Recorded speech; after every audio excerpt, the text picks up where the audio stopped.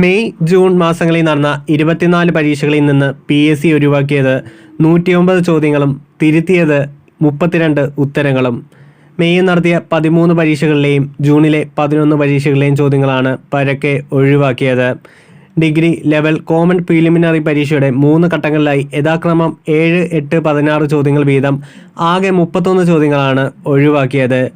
മെയ്യിൽ നടത്തിയ സാങ്കേതിക വിദ്യാഭ്യാസ വകുപ്പിലെ ട്രേഡ്സ്മാൻ പരീക്ഷയിലെ 25 ചോദ്യങ്ങളും ജൂൺ 20 നടന്ന ലബോറട്ടറി ടെക്നീഷ്യൻ അസിസ്റ്റന്റ് ഫാർമസിസ്റ്റിക്സ് പരീക്ഷയിലെ 11 ചോദ്യങ്ങളും ഒഴിവാക്കി.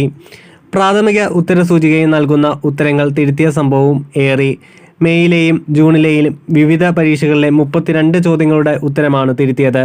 ശരി ഉത്തരമില്ലാത്തതും അവ്യക്തവുമായ ചോദ്യങ്ങളാണ് ഒഴിവാക്കുന്നതെന്നാണ് PSCയുടെ വിശദീകരണം. പരീക്ഷ എഴുതിയ എല്ലാവരെയും തിരുത്തൽ ബാധിക്കുമെന്നതിനാൽ ഉദ്യോഗാർത്ഥികൾക്ക് ആശങ്ക വേണ്ടെന്ന ആശ്വസിപ്പിക്കലും ഉണ്ട്.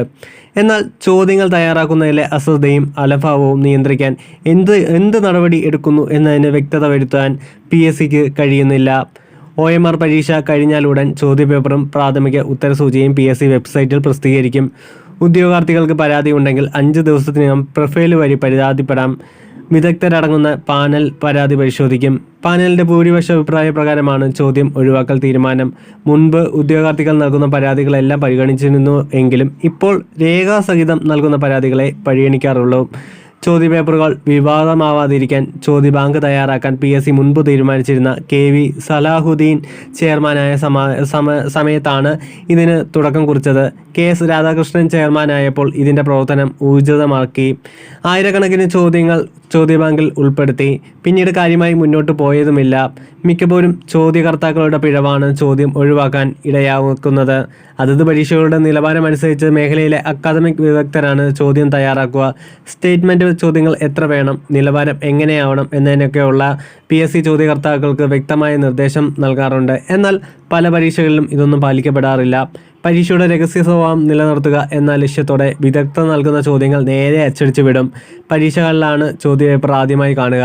ചോദ്യങ്ങൾ മുൻകൂട്ടി കണ്ട് തിരുത്താൻ സംവിധാനമില്ല. തുടർച്ചയായി ചോദ്യങ്ങൾ ഒഴിവാക്കുന്ന സാഹചര്യം ആവർത്തിക്കരുതെന്ന് ചോദ്യകർത്താക്കൾക്ക് നിർദ്ദേശം നൽകിയതായി PSC അധികൃതർ വ്യക്തമാക്കി.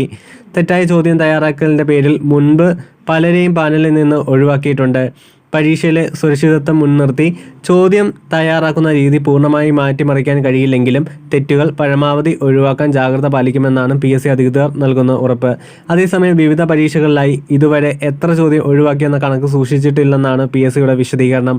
ഉദ്യോഗാർത്ഥികൾ നൽകിയ വിവരാവകാശ ചോദ്യത്തിനാണ് ഒഴിവാക്കിയ ചോദ്യങ്ങൾ സംബന്ധിച്ച വിശദാംശങ്ങൾ ക്രോഡീകരിച്ച് സൂക്ഷിച്ചിട്ടില്ലെന്നും വിവരം നൽകാൻ നിർവാഹമില്ലെന്നും PSC മറുപടി നൽകിയത്.